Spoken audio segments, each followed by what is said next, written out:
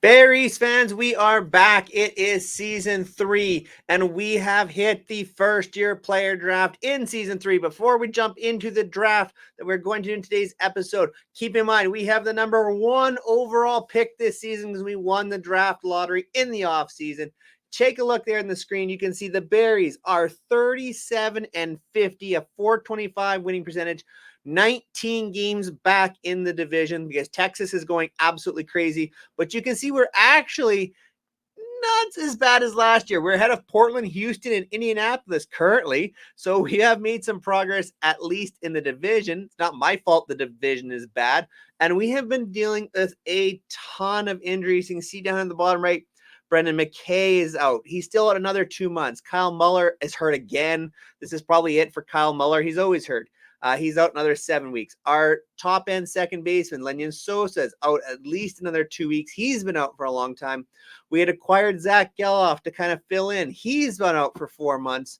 So it has been a battle for the Berries. Very, very beat up team. You'll notice on our team roster, Luis Ariz. Yes, we traded for Luis Ariz. He played some second base. Now we have him at first base.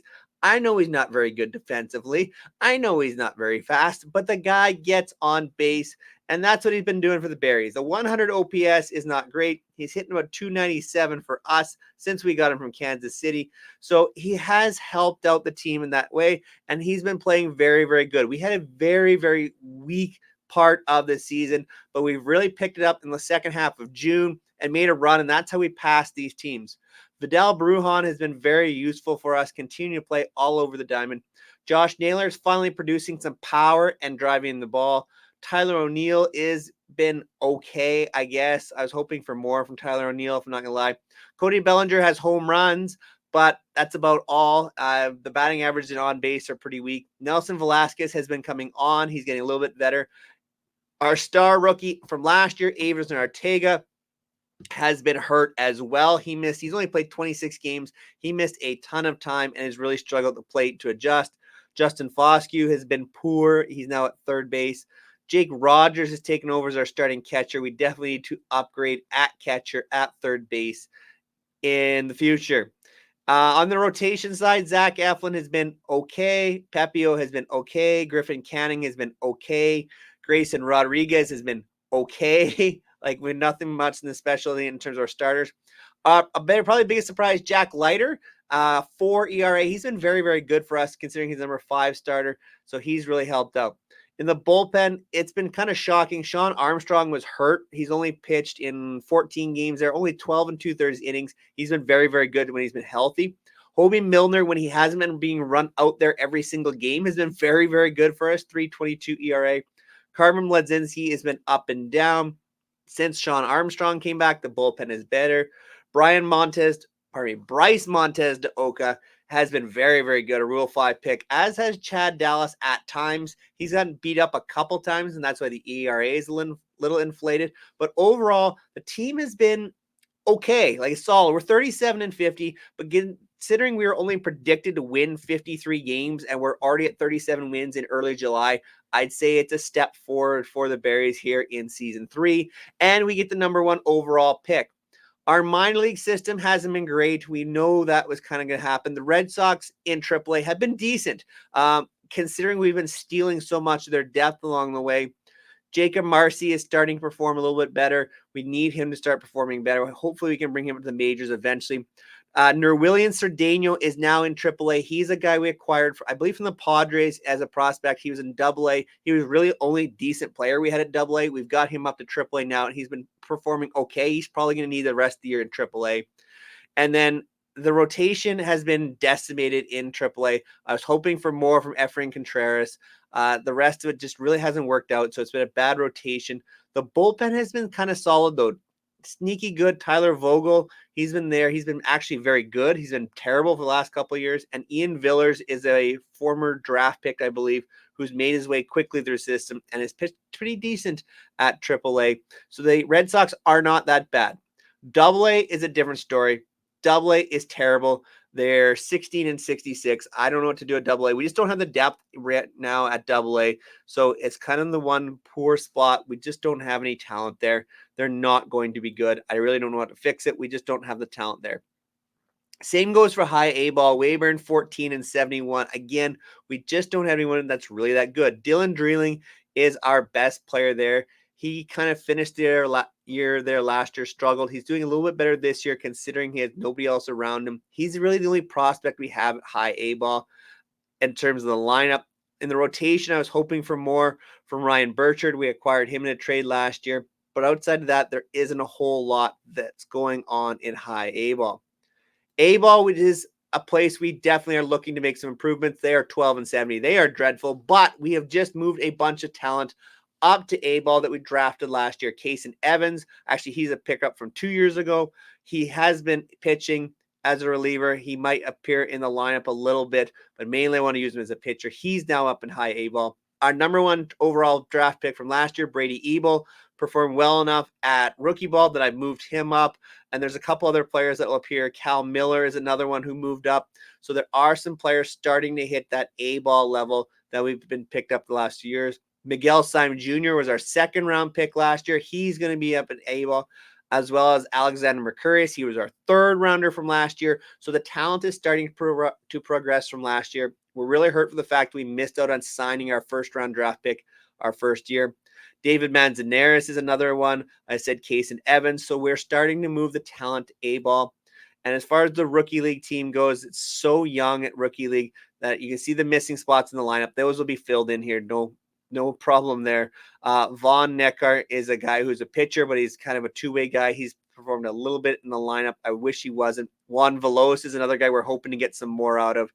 We just haven't had any progress from the guys that have come over from the international complex. Guys that have kind of aged out in that 17, 18 years old that we've moved up to rookie A-ball have really struggled. Our draft picks are performing so much better. So that gives you an idea of where the team stands. I would say Swift Current and Medicine Hat are where we're watching in the second half in terms of our minor league system, especially because we're at a whole bunch of draft picks because it's time for the first year player draft. As you can see, the Berries have the number one pick. We were the worst team last year. We won the lottery. So we can check out the mock draft. The mock draft has us taking shortstop Grady Emerson. Emerson looks good, a solid contact hitter. Looks like he's going to have good gap potential, power potential, solid eye. He's going to be a very good defender at third base or shortstop. The speed isn't terrible. So he's a very, very good player. The other player we're looking at is left fielder Bobby Hanline. And look at the contact ability, the gap power, maybe not a lot of home run power, but a very, very good hitter. He's got some decent speed. The range scares me in the outfield a little bit defensively. So those are the top two guys. I really would like to add an ace, but as you can kind of see here in the terms of the mock draft, the top starting pitcher really doesn't go until I believe, the 17th pick with this Phil Kinsley.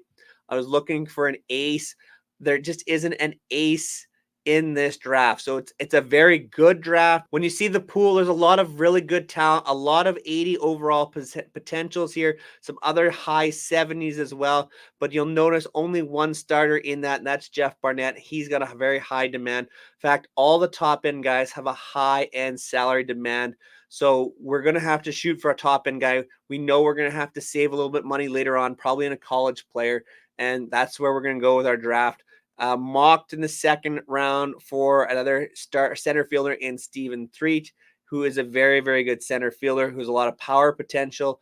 I worry about the contact with him and the ability to play center field. So we'll see where this draft takes us and where the money is going to fall. We know we really have to manage our money here because we can't miss out. Number one overall pick, we have to get this right.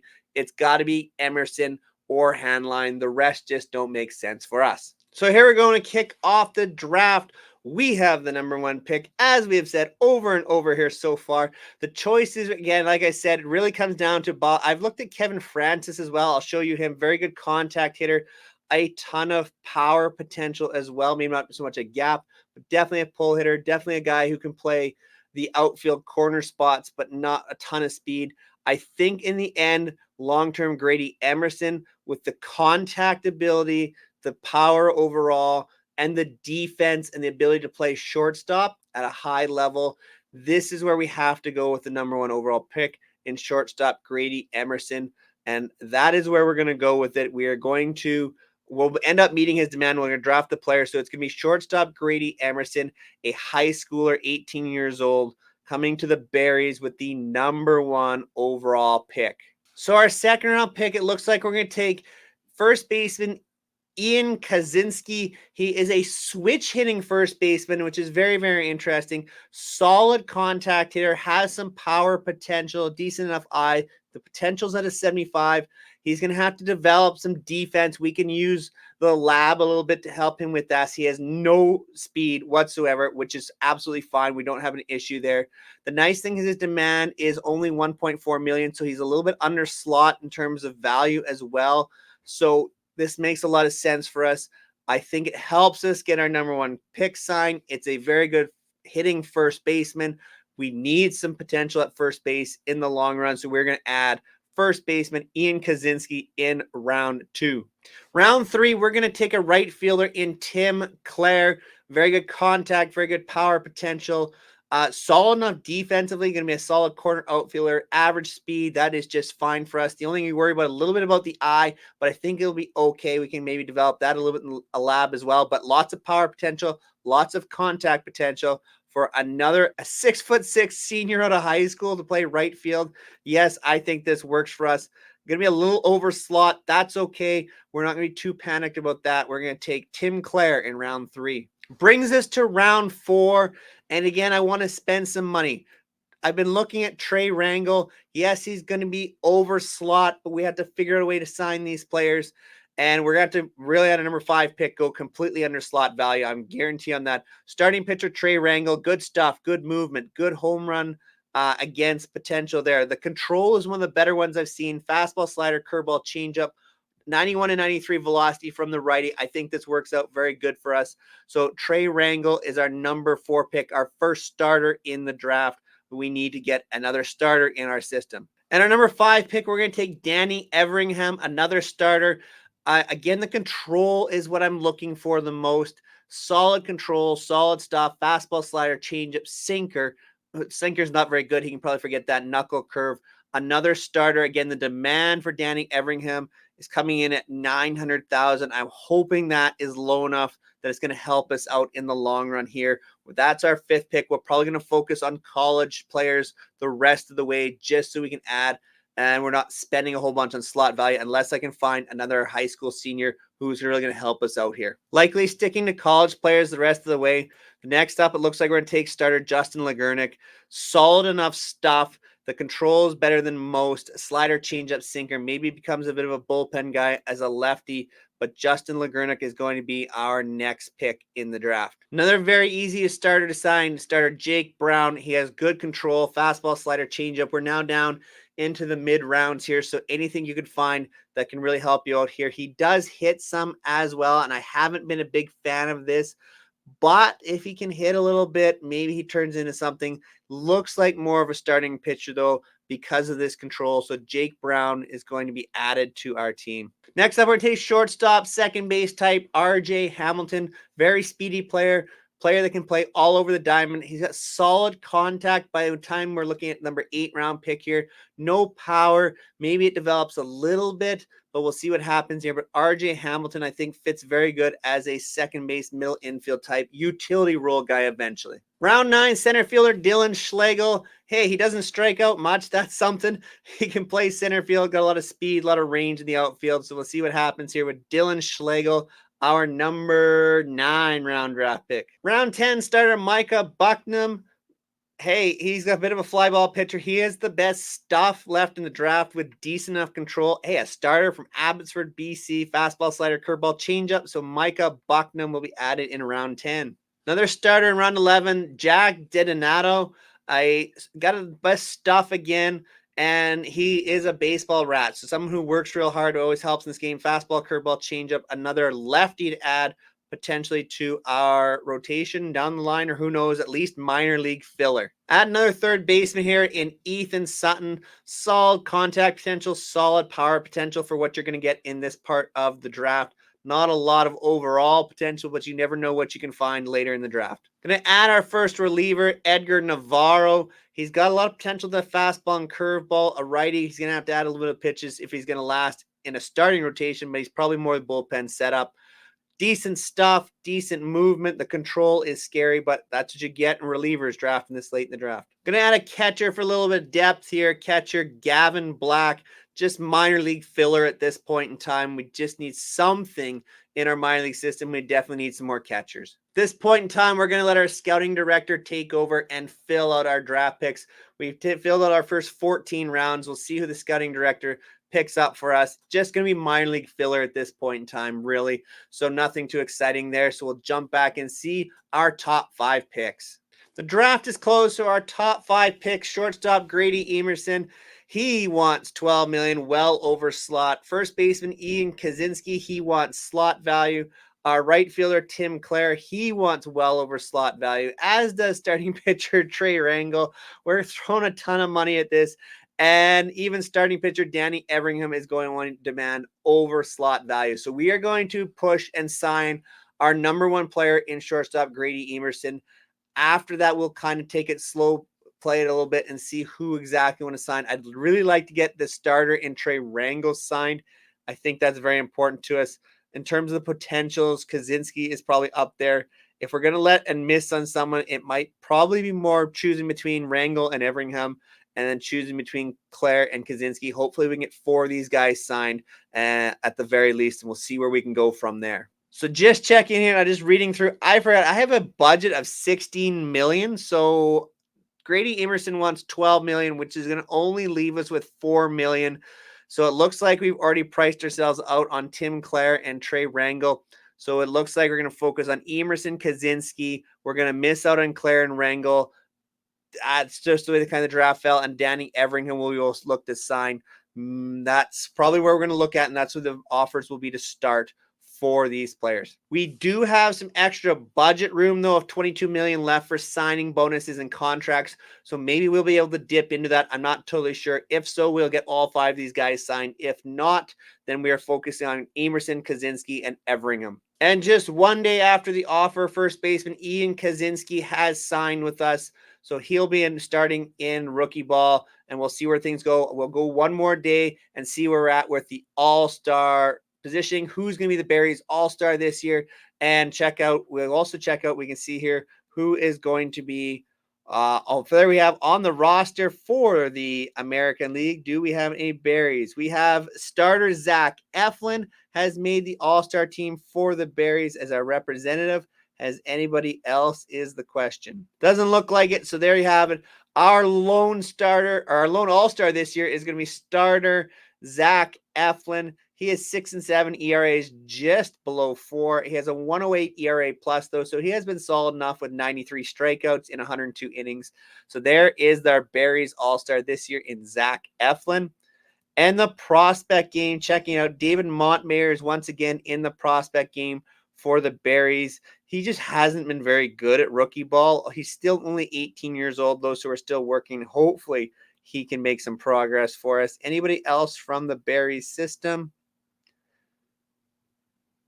Doesn't look like it. So Montmayor is our only one in the prospect game this year. Danny Everingham has also signed with us from a draft pick. He'll also get himself started this year.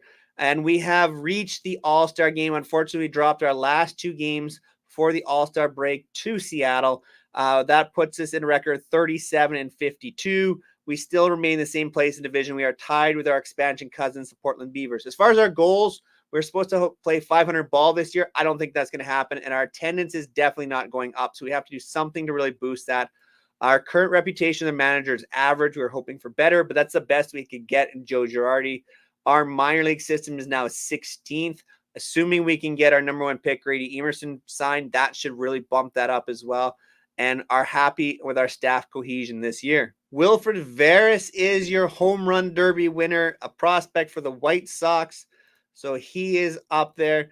Toronto has made a trade with the Giants. It looks like Tyler Rogers involved. Bobby Witt Jr. wins MVP, although the National League does beat the American League 15-10 in the All-Star game. So that sets us up for the second half of the season. Hopefully the Berries can make a bit of a run. We do need to make some big time jumps in terms of our attendance. We like to play closer to 500 ball. You can see our minor league system is already up to 15th with those 2 signings of our draft picks. So that really helps us. And a shortlisted player, Alexander Mercurius, who was a draft pick last year, is performing quite well. He is just now at A ball. He didn't perform so well in the last game. He is a reliever there, but he must have performed. He did quite well with Medicine Hat. So hopefully we can get some talent in the system and get it going in the second half. You know, we're going to be looking at trade deadline. Maybe we try and add with this team this year. We've got a lot of prospects in the lower minor leagues. Maybe we can package some of this together, pick up someone to help the major league system and someone who can sign the off season. We're always looking for bullpen help. So maybe that is a place that we're going to look. So again, this is maybe a chance for the Berries to acquire and build rather than to tear down in this, but we'll take a look at the trade deadline. Thank you so much for all your support. As always, comment Go Berries Go down below. I appreciate everybody who comes and checks out these videos. Go check out the Western Canadian Baseball League as well, the actual league where the Saskatoon Berries play. Such a fun league. I'm sitting here recording on a night just after a game went to a score of 31-26. Yes, the wind was blowing out, but Lethbridge and Brooks went to game 31-26. You never know what's going to happen in the Western Canadian Baseball League.